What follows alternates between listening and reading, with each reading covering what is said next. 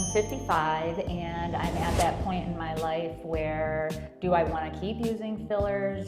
Do I want to do a fat transfer? Do I want to do a facelift and a fat transfer? It becomes a bit cost prohibitive, I think, when you hit a certain age where, you know, how many vials do I need to get that fullness back in my face? I've lost a lot of volume over the years. So fillers are a really good tool at the beginning, but then after a period of time, we just need so much volume replacement, it becomes very expensive to have so much fillers so frequently. And then after some point, so much use of fillers and so much volume can kind of look a little bit odd, and like hear about pillow face or other things, because the fillers can attract water and it can kind of distort things when things are overfilled. Then filling it does not lift.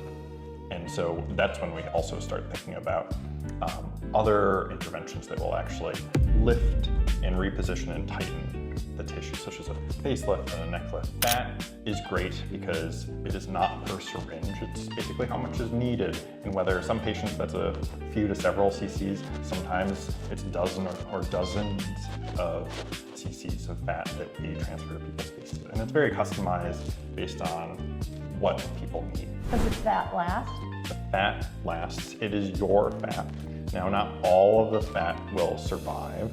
Probably about half to maybe 3/4 of the fat that we place will survive. Now, as you get older, you still continue, you don't stop and freeze your face for things that you continue to age. And so we continue to lose even more volume. So it's not necessarily freezing and fixing everything permanently, but we are rewinding the clock, even though the clock continues to go. What's the optimal time or age, I should say, to get a facelift? What's too young or too old?